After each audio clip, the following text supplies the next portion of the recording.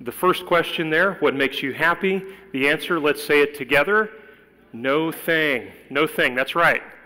No thing makes you happy. We've said happiness is about a who, not a what. No thing apart from relationship brings happiness. On my deathbed with labored breath, I can guarantee you I will not be asking you to bring me my shoes. Gather them around me so they can be near me on the bed here. My golf shoes and my boots and my dress shoes. No, I'm not going to do that. Instead, it's very possible that I would say something like this. Would you please bring the people that I love to be near me?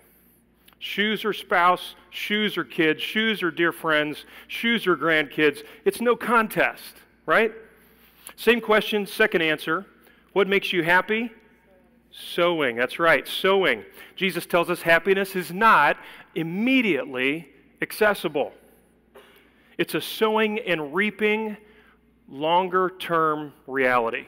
Sowing in the spring, harvesting in the fall. And in between, there's usually a lot of sweaty summer work. There's watering and tilling and fertilizing. You know what fertilizer is, right? That means finding happiness usually involves working through a lot of crap. That's what that means.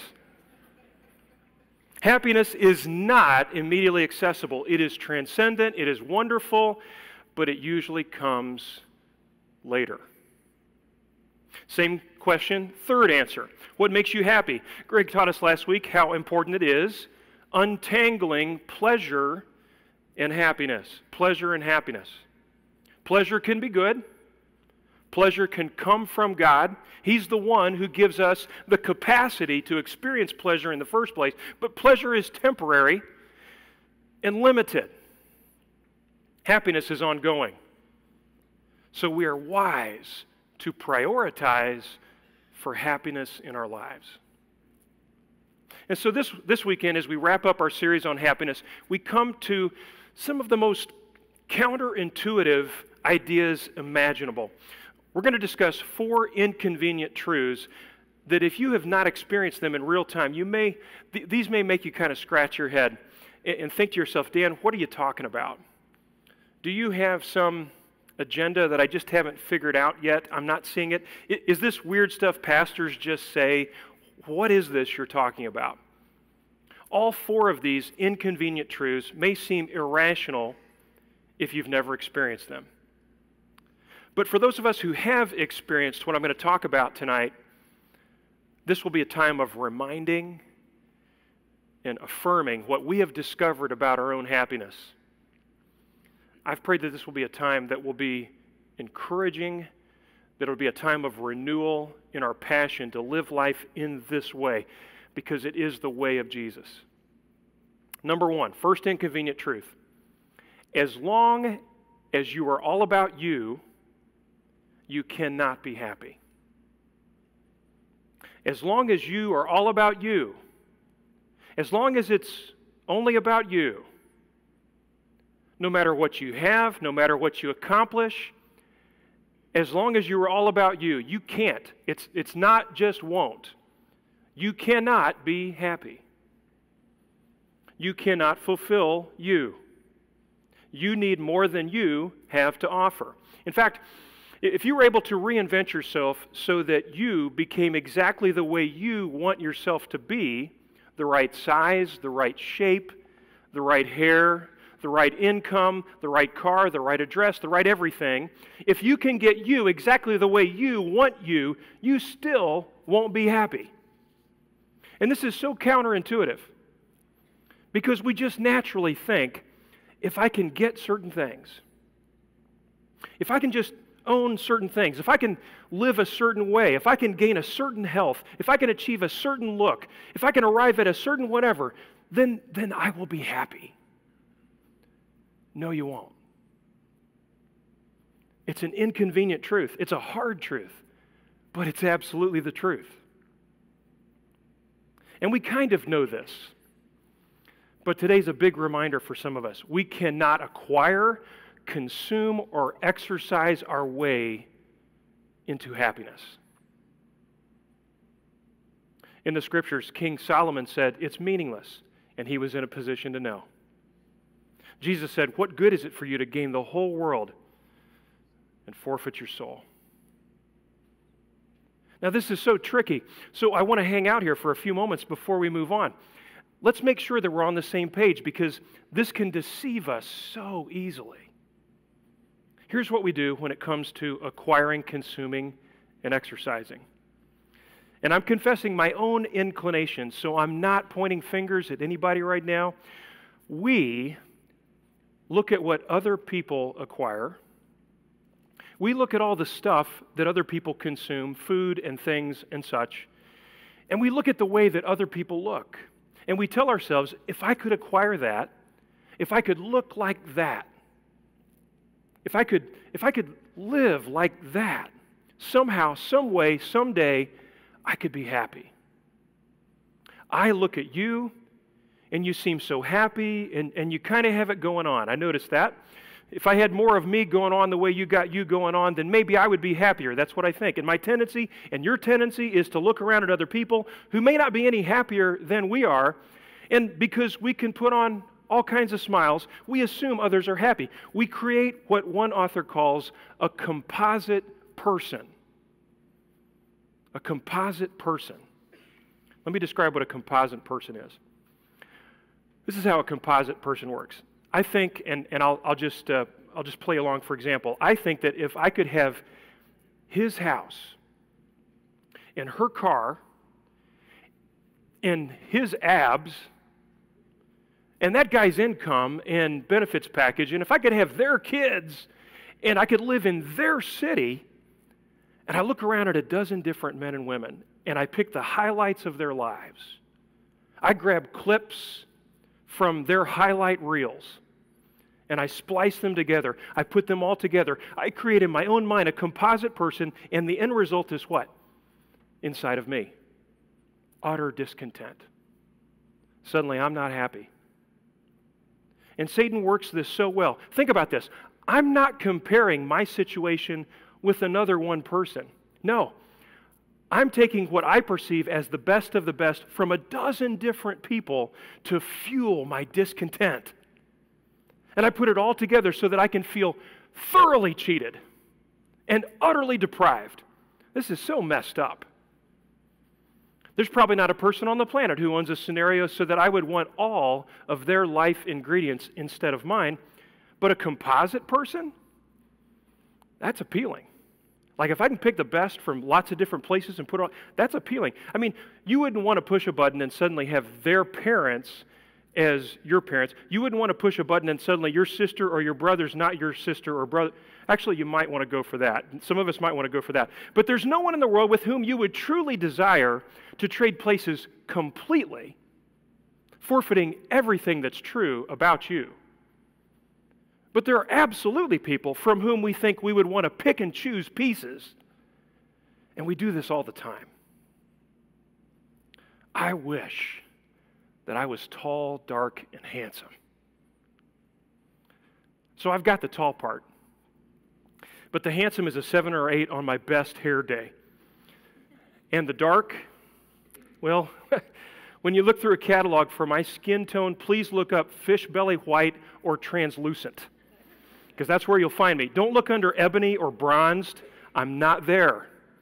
So we create this composite person. We compare ourselves to that imaginary person, and then what happens is, without meaning to do so, we get a little too fixated on becoming that someone, something we are not. Now, I'm all about self-discipline and self-improvement. I'm pro-exercise, have a gym membership, and actually use it. But when you become consumed with you, no matter how much progress you make, you will still be unhappy. Do you know the name of the OC, the original composite person? His name was Frankenstein. Frankenstein was a composite person. Pieces of multiple bodies sewn together. And this is the second inconvenient truth. Number 2, your composite person is a monster. Your composite person is a monster. He's not a gentle friend or a benign being. He is a monster with a strong capacity to steal, kill, and destroy.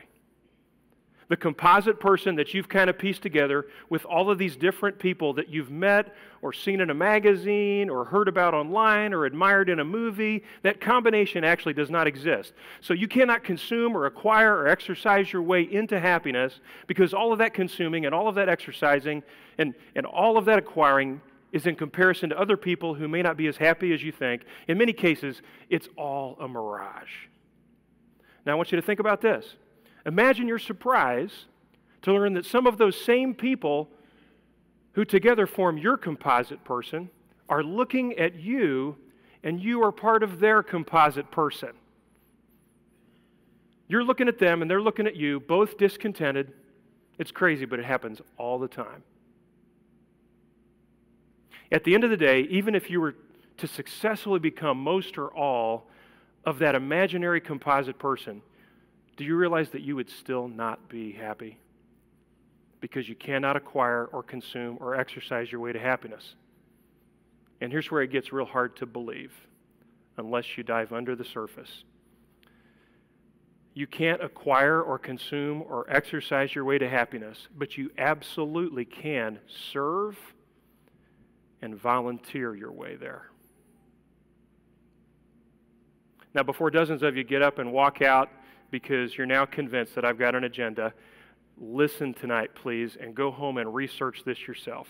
If you don't believe me, go home and get out your iPad, and you will find research project after test study, after scientific finding from various cultures all around the globe. You will discover quotes from neuroscientists and sociologists and therapists, and they pretty much agree on all the details surrounding this. Selfishness is not the path to happiness. Serving others is. And that leads us to our third inconvenient truth. Number 3, selfishness is natural and broken. Selfishness is natural, but selfishness is also broken. Selfishness leads to unhappiness. Jesus said, whoever wants to save their life will lose it. It's counterintuitive and it's seriously inconvenient, but there's a clear and direct connection between selfishness and brokenness. It's natural to be selfish, right? We can agree on that, can't we? Yes? I don't have to pay a professional trainer to learn selfish. Maybe it's just me, but I had selfish mastered by the time I was 2 years old. How about you? If you need to call my mom for verification, we can arrange that. But in the decade since I was 2 years old, here's what's happened. I didn't really have to work on learning how to be selfish, but I have learned new and improved skills to hide my selfishness from some people and masquerade it as concern or being good to me or whatever. But no one had to teach me to be selfish. And my selfish nature, left unchecked, will lead me to unhappiness. It's natural, but it's broken. And it's really not helpful when it comes to relationships. What's more, unselfishness, purposefully serving others, is clearly and directly connected to wholeness and happiness. One study out of the University of Chicago found that personal happiness at work is tied to certain kinds of jobs. No surprise there. But you're probably wondering, what were the most fulfilling jobs? What are the happy jobs? The most fulfilling careers involve care for others, teaching others, protecting others, and creative pursuits. Income, once it reached a basic living wage, was not a factor in happiness. It was not about money. It was about the kind of job, helping others in meaningful ways. There's another study that came out of the United Kingdom, actually a compilation of 40 research projects into one mega report, asking this question: is there a connection between happiness and selflessness? Is there a connection between happiness, health, and serving other people? No research projects, all of the research projects were done over a series of 20 years, 40 different projects, and over that 20-year period, here's what they found: a strong link between volunteering, health, and happiness. They determined if you volunteer in regular and substantial ways as a lifestyle of carving out time to volunteer somewhere in your community or somewhere in your church or school or hospital, less depression, less heart disease, less stress. And listen to this. For teenagers traced in these studies, teenagers who systematically volunteered somewhere had far less drug abuse and far less unplanned pregnancies. In this study, they concluded even if you have to force your teenager to volunteer, force them to volunteer, because volunteering with a bad attitude still produces positive results. That's what they determined, statistically. Teenagers who volunteered tended to turn into adults who volunteered. And over the course of their life, volunteers possessed greater psychological well-being, stronger mental health, greater physical wellness, and higher self-esteem. Volunteers live longer and enjoy a better quality of life. Long before the medical community, Scripture told us a cheerful heart is good medicine, but a crushed spirit dries up the bones. And I know it's counterintuitive, and because we are prone to selfishness, it's not necessarily what we even want to hear. But serving others is the pathway to happiness. The evidence, the medical, the scientific, the psychological, the sociological evidence is overwhelming and undisputed. As strange as it sounds, one of the best things that you can do for you is to quit doing so much for you. One of the best things you can do for your family is to go do something for somebody else's family. One of the best ways to get filled up is to pour yourself out. So at Suncrest, you know this if you've been around for a while, tangible next steps really matter to us. We can talk about what's good, we can talk about what's healthy, what leads to happiness, but if we don't take a step into that, so what? So, what should you do with this inconvenient truth that selfishness is broken and unselfishness, serving others, leads to happiness? Let me tee up two ideas tonight. One of them is kind of a baby step, and one of them is really a big step. On the screens right now is a picture, it's coming up here right now. This is a picture of my man cave at home. The banner on the left shows my baseball allegiance. Yeah, okay. We'll talk about that another time. Well, let's talk about it just a little bit right now. So next to that, those are 11 World Series tickets from our 11 World Championships. That's my favorite Father's Day gift from one of my sons. There's part of my TV. There's a recliner in this room. It's a really good, very comfortable recliner. There's a table right next to it that's great for drinks and wings. And then you can kind of see down in the bottom right corner here, there's a lion. There's like 3 or 4 lions in this room just because it's cool. So it's an amazing place. This man cave, I really, really like it. It's a beautiful, beautiful place. But there is a tipping point, and I could absolutely go beyond it. Sitting in that recliner comfortably, alone, night after night, selfishly watching what I want to watch, which would be action movies and sports mostly, neglecting my wife, feeding selfishness. But do you know where that leads? At first, it sounds like a lot of fun. I mean, even right now as I'm talking about it, it sounds pretty good to me, especially if you put those wings and the beverage back in, okay? That sounds pretty good, right? But in time, beyond a tipping point, it leads to becoming a bitter, isolated, translucent, grumpy old man. That's where it heads. So I don't think my next step is no TV, no action movies ever, no sports ever, no quiet time alone, but it is inviting my wife to be in that man cave with me. It is releasing control of the remote control, at least from time to time. It is watching an occasional chick flick on Netflix together with her and not mentioning the 3 options I would rather be watching so that I get full credit for not being selfish. It is getting my butt out of that chair on weekends and doing some fun things with Dora, even when selfishly I would naturally prefer to go right back into that man cave and chill and relax.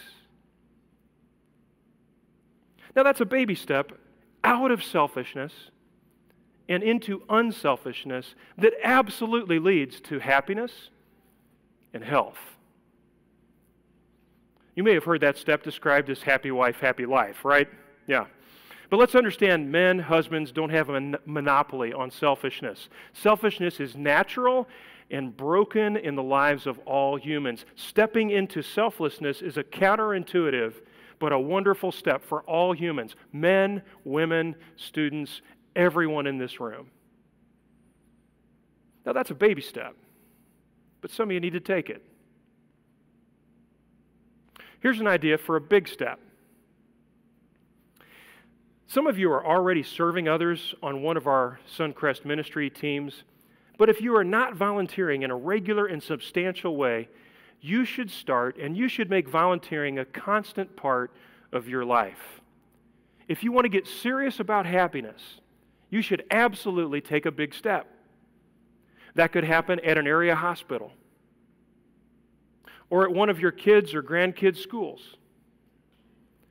It absolutely could happen at one of our compassion partnerships. When we dismiss from this service, you could go to the Welcome Center tonight and have a conversation with one of our volunteers there about how you can help at Pierce Middle School, tutoring, or at Sojourner Truth House. There's tons of ways you can help there. Or Habitat for Humanity of Lake County.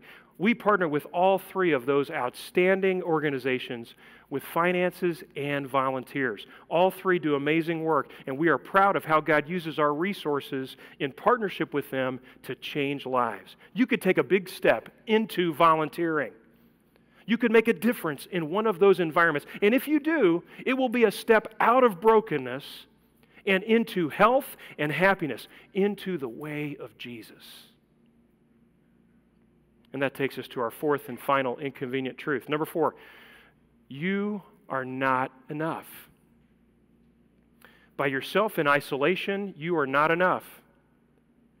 We were not created to be alone, self-made, selfish.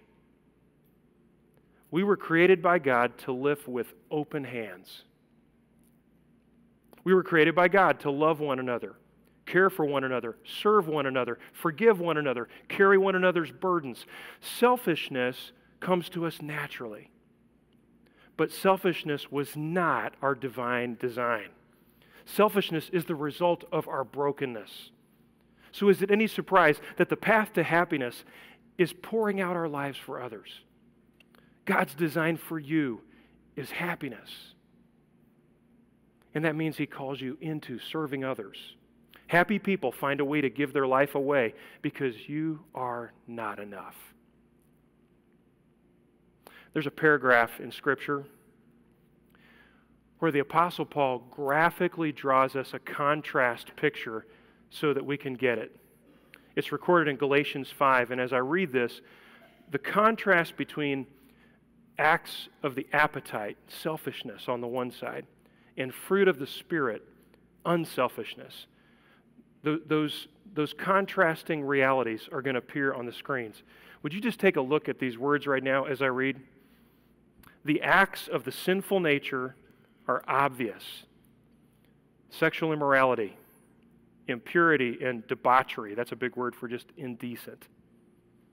Idolatry, witchcraft, hatred, discord, jealousy, fits of rage, selfish ambition, dissensions, factions, and envy, drunkenness, orgies, and the like. Paul says, I warn you, as I did before, that those who live like this will not inherit the kingdom of God.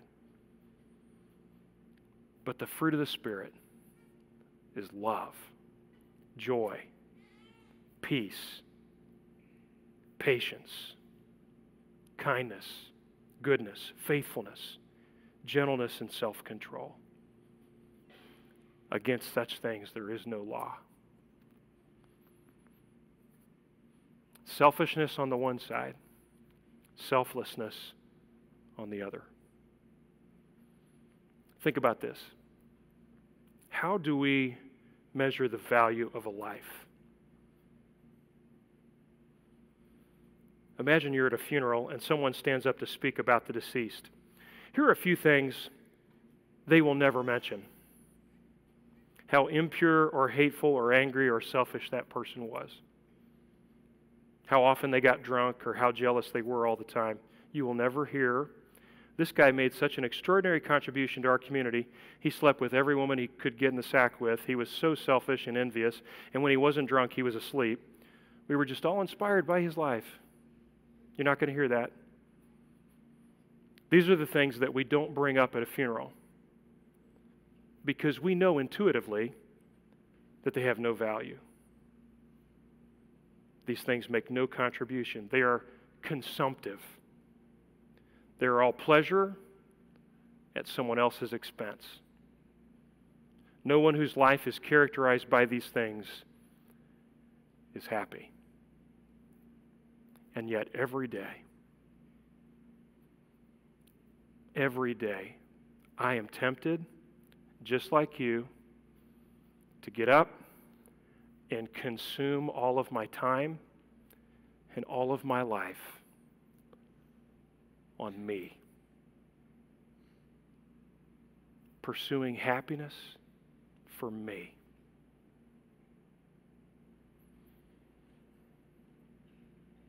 Tonight, can you hear your Heavenly Father whispering, Dan, John, Sue, when are you going to figure this out? Selfishness is natural, but you are not designed for selfishness. God's whispering to you, selfishness will ultimately steal, kill, and destroy. He's saying, I have something better for you. I'm calling you to give your life away. And giving your life away is your path to greatness and happiness. When a person asks the question, what makes you happy, and answers giving your life away, and then goes out and lives it, something wonderful happens. A person who does life like that inspires us. Their funeral is awesome. A person who lives a selfless life, we look at that individual and we think, that was a great man. That was a great woman. And you know what else is true of them? They get to experience a life of genuine happiness. And they make others around them happy too. May it be so with us. Would you pray with me?